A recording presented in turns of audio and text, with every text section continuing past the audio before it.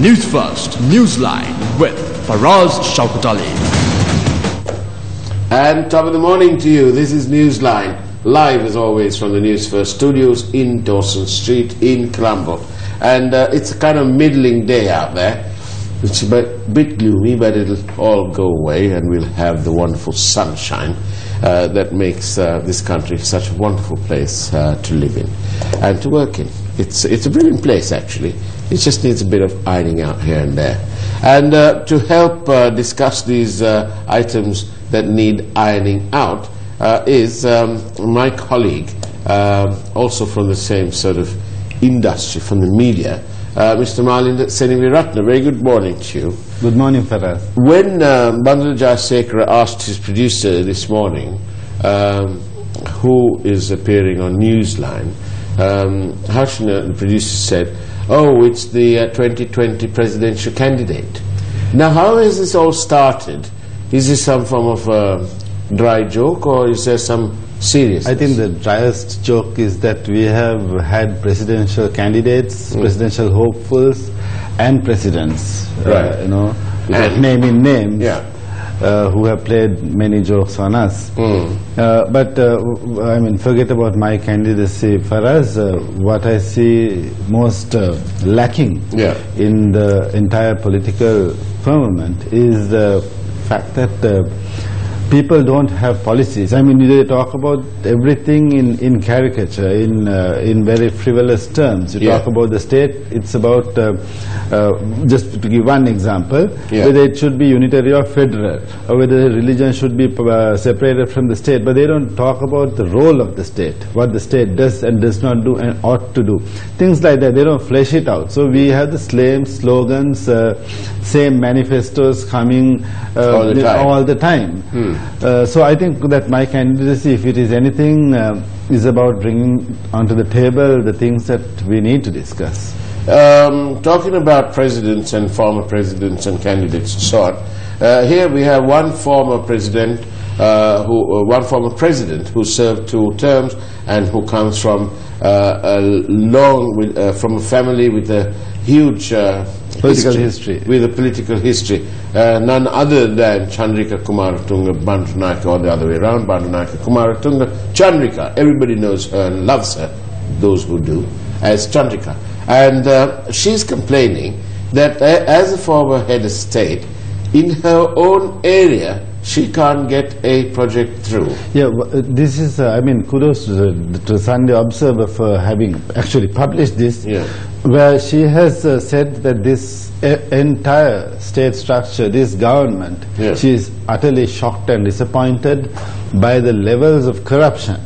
And she says that, forget cleaning up the entire country, she can't get the good governance principles in place on a small project in her village. She calls it the village, but it's a water supply project for that whole district. Yeah, for three electorates in the Gampa district, and partially two other electorates partially. Yeah. And she says that the finance ministry, she implicates the finance ministry, the National Water Supply and Drainage Board, and also the Attorney General for not acting on the evidence, and but then of course no bouquets for the Observer not pointing out the lady's considerable history. Of course, when it comes, it's almost like a pot calling the kettle black. Yes, almost. Yeah, when the most of the article is typical, bashing the Rajapaksas and so on. Yeah.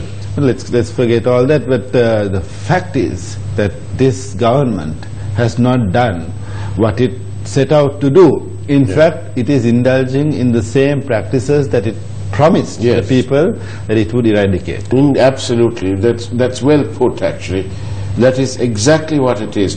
If we were to ask A-level students to write us a couple of essays, one on conflict of interest, and on the other would be on departures from procedure or process, departure from process.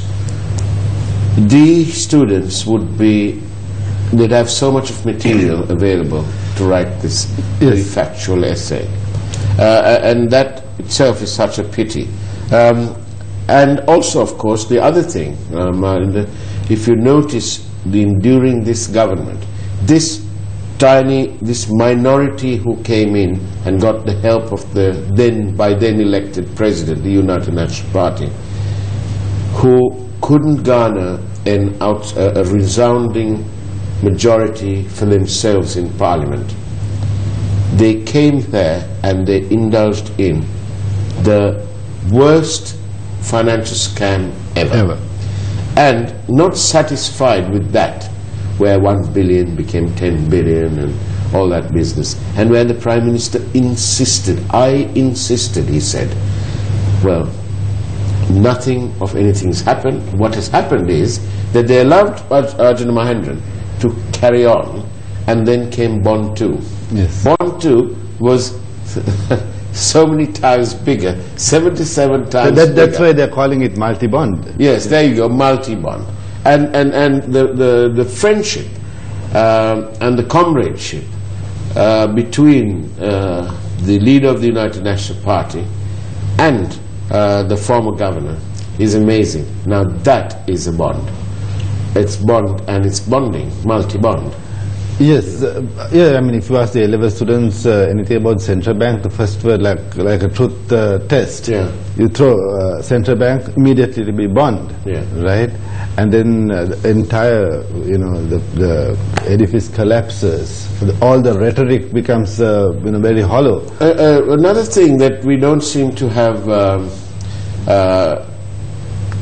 taken much notice of, let's call it, is this. During the Chandrika years, we had a cabinet that wanted to reserve for itself the right to decide whether or not to sell Sri Lanka Insurance Corporation at the time. And Chandrika was also of the view that they needed international management expertise, but not necessarily sell it. Anyway, what transpired later was that for whatever reason or not, the cabinet, although it reserved for itself the ability to make that final decision, found that that decision was usurped by others, and Sri Lanka Insurance went through a privatization process, only to be reversed by the Supreme Court later on. Right. Now then, in similar circumstances is the Singapore-Sri Lanka Free Trade Agreement. If you sell an insurance company to a local businessman, yeah, and where there's jurisdiction, where the court can decide, that's one thing. Yeah. International agreements, I'm not sure whether it is that they are easily abrogated. Yeah. But the Singapore, when it's all done and dusted, yeah, as you were pointing out, yeah, it seems very... I got it. The signed copy. Well, yes, it's a copy. On the second bit here, it says here, for the government of the Democratic Socialist Republic of Sri Lanka, and someone by the name of Malik Samaravikrama, Minister for Development Strategies and International Trade, has signed and put his signature, and it says done at Colombo in duplicate this 23rd day of January 2018. Isn't it absolutely marvelous? And his counterpart, that must have been a draft at that point then. For the government of the Republic of Singapore, Iswara, Minister for Trade and Industry, and so we've got that. Now the issue here, Faraz, yeah, there are a couple of things. I mean, stuff that's going out and stuff that's coming in. Correct. And I read yesterday, they're very disturbing. I have not read this entire thing. I mean, I have not read. This is not my area of expertise, right now. Is that all plants and fauna and flora stuff, they can be taken, they can be purchased or pirated or whatever you want to call it. On the other side, what we are getting is giving them flowers, and we are getting the waste. We are getting the waste, including radioactive elements and isotopes and compounds. Another item would be HS code 28445000, spent fuel elements of nuclear reactors. So we are buying garbage essentially, and we're letting them bring it in duty free, by the way. Yes. And we're charging them 7.5% for ports and airport development levy, the base rate. Now, excuse me, sorry, Do you know what? When I read this, I had to take a double take on this.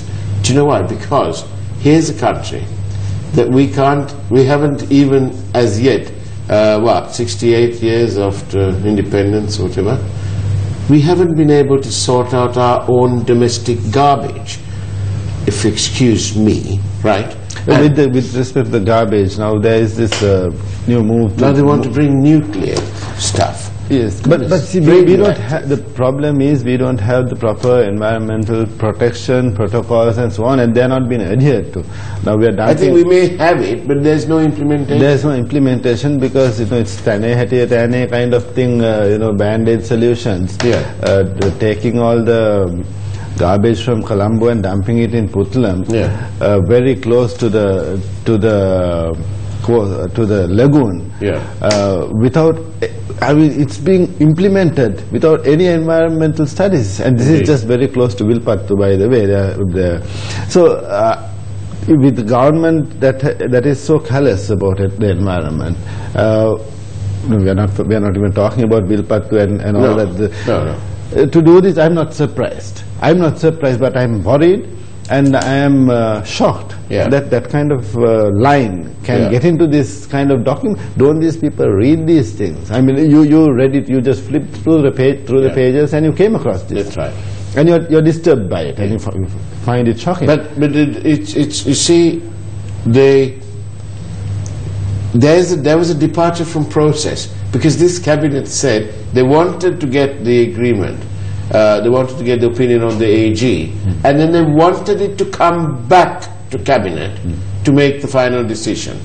It never came back, because in between it was signed. Dear Malik, appointed man and all that, he decides to sign it. Who does he think he is? What right? This is not his private company. It is not just Malik, Faraz, because, Malik can do that. I mean, if he wants, if that's his way. But then this cabinet is not just Malik, Samaravikram and Vikramasinghe. Every single member of this cabinet is culpable. If no one has asked the question, whatever happened to this document which we sent to the Attorney General for comment? They don't really care about the public, I suppose, because we never saw it. Same with the agreement between the China Harbour Engineering Company and Sri Lanka, which we have not seen. But whatever has been leaked is very disturbing. China, from what I have heard, they can purchase any properties, annex any properties to this company, although it's the port city and so on, for 99 plus 99 years, almost 200 years, of course, with the authorization of the president. But we have had leaders over the last 70 years who were corrupt, who were weak, who were easily purchasable, and people who were ignorant. Imagine over the next 200 years, how many such presidents or leaders of the country will we get? And I can foresee that there at least be in the next 200 years at least 20 leaders who would think nothing of putting a signature like this, bypassing cabinet, bypassing selling everything. They can sell, they can come to an agreement they can purchase Trincomalee and tell India, you take this, but give us the oil rigs of Vietnam, the South China Seas, we'll swap this. So that kind of callousness, that kind of maybe ignorance, but I think it's incompetence for us. It's incompetence. Utter incompetence. You can talk about the best values that you have with respect to good governance, which they do not have, proven beyond any shadow of doubt. This government is corrupt. But this incompetence, which is very apparent, is scandalous, and it cannot be tolerated. It should not be tolerated. And this incompetence, it takes on a whole new meaning when you look at Sri Lanka, what's happening at Sri Lanka cricket. The cricketers themselves have done marvelously well and continue to raise our hopes and fly to encourage us to fly the flag. But what's happening on the management side, led by a competent authority, is, in my personal view, is nothing but incompetence. And we have a minister who's dilly-dallying and not But mind you, dilly-dally. Since you brought in, I mean, to be fair to Mr. Minister Faisal Mustafa... You mean there are things to be fair about him, is there? Well, in terms of the National Olympic Committee and the selection of the contingent for the Asian Games, he has, taken, tried to intervene on behalf of justice and the players who have been short-changed, the archers especially, where the National Olympic Committee has been passing the buck. I mean, telling the Archery Association or whatever you want, whatever they call themselves, you need to ask the ministry why certain names were dropped. These are all athletes who have, made the qualifying marks. And the ministry says go and ask the National Selection Committee. The National Selection Committee says we just endorse. Then they say all too late. These people did their trials in April. Their long list was submitted in April, and then now only one person has been selected, and they are telling the associations, go talk to the organizers, go talk to. There are. We've all heard of. Okay, that's just one thing. We've all heard of NCC and SSC and Climate Union and CCC and BRC. These are all and Moors. We mustn't forget Moors is around the corner from us. Right. But all these clubs, they actually play cricket. They've got facilities, they've got clubs, the grounds and all that, right? And there's an investment on their part. When it comes to cricket's administration, they've got 2 votes each. These are called playing clubs, right? They've got 2 votes each. But then there are other clubs. They are called, for want of a better word, they're called paper clubs. They're quite literally paper clubs. Neither do they play, nor do they have facilities. But they have the votes. But they've got the same 2 votes. And it's obvious that these are in place so that come an election, they can be purchased. Right. These are purchasable paper clubs. PPCs. There you go, there's a new word there. PPCs. These PPCs. Now Faisal Mustafa will be rushing off to Wikipedia to find out what PPC means. But what PPC means is that these are purchasable paper clubs. And that's what's happening. So, as a legal man, and obviously the President Sirisena has given him this task, he's a legal man. And he can set things right. He can set things right. And he can see that the constitution of Sri Lanka cricket needs to be changed. Otherwise, we're going to be the same 2 or 3 families and their extended families and their friends, some will say their cronies, and Sri Lanka cricket's management will carry on from bad to worse. Yes, maybe all sports need to be looked at closely, and if you're talking about the National Olympic Committee, you get some changes, but then you get the same certain kinds of officials who persist. Indeed. And they have not done much for Olympic sports in Sri Lanka. We haven't brought many medals. Indeed. But what have we achieved since Susantika? Right? But cricket in particular, because it's a glamour sport, it's a popular sport. It has been made glamour sport in this country. Exactly. Thanks to some people like Arjuna Ranatunga. Exactly. And others. Yes. And lot of people, others. A lot of other people are making bucks out of it. And so it's like a cash cow, and it's like it's when the rules are planned, flexible, or if there are no rules, it's a field day for the crooked, and that is why people want to. It's like why people want to come to Parliament.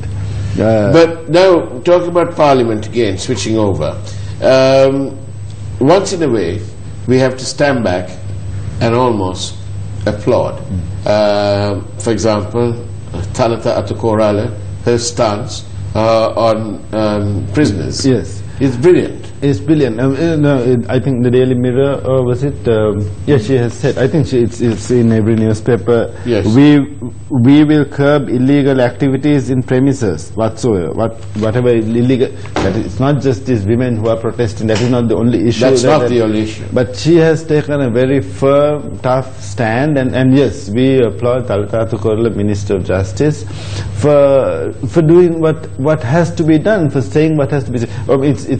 It's not going to be over tomorrow. No. It's a long process. Yeah. We have the president of this country coming and saying that there's drug business happening inside. Yeah. Then we have Mangala Samaravira telling us that but even the drug lords here are the big are not the big boys, but they are in the Lions Club and the Rotary and Buddhist organization. He apologized. But he thereafter apologized. He apologized to the Lions Clubs and Buddhist and the Rotarians, but he didn't say a word about Buddhist organizations. Oh, he really? let that hang there. So that could be a YMBA, it could be the Buddhist Congress, it could be even the Buddhist society in a school, or it could or be the Hampasala. Or he could have forgotten.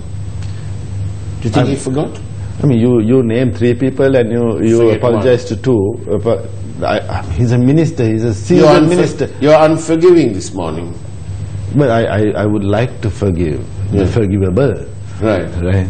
Now then, talking about departures of process and so on, and when we've touched on the prisoners, and it's amazing that inside the prison, where technically it should be the most safest place to be locked away in, it's amazing that inside these premises is a robust industry in narcotics and other banned substances.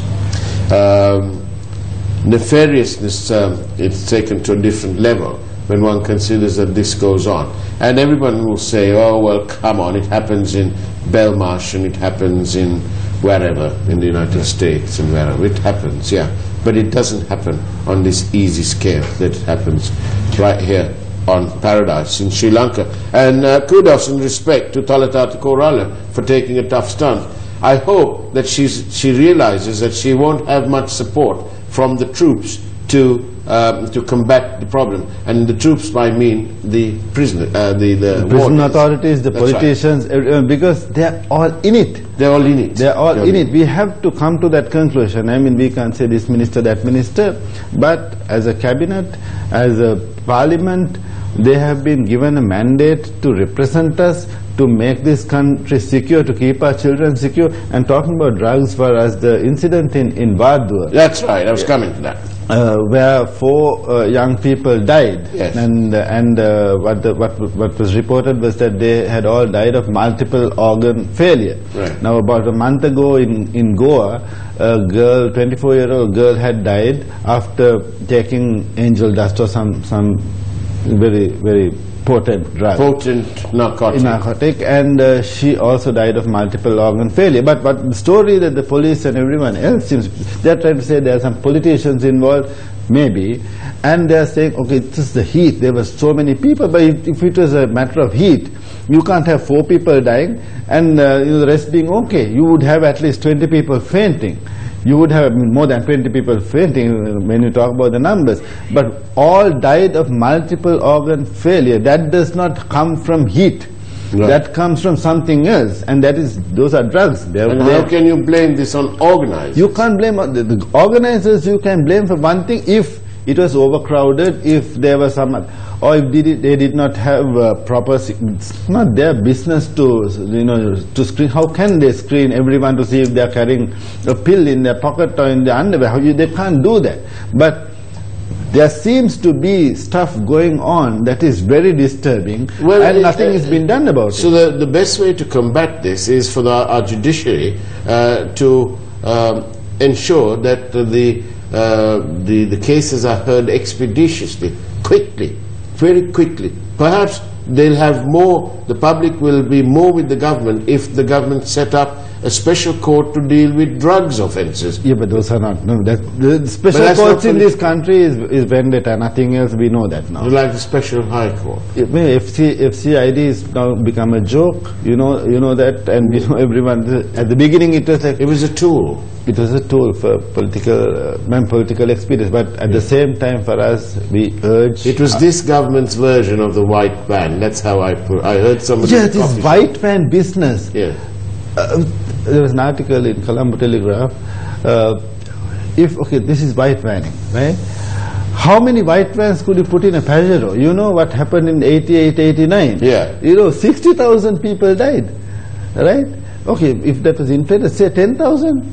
But here we got the middle class boys, Tajuddin, Lasantha, Vikram.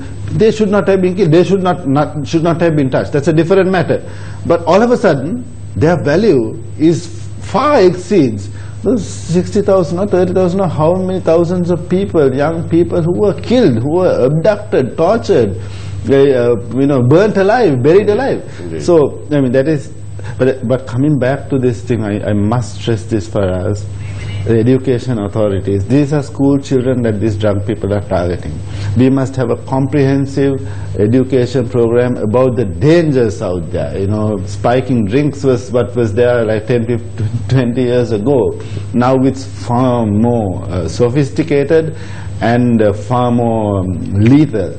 And we can't afford to open our young children to this kind of menace, and the government is not doing it, someone else must do it.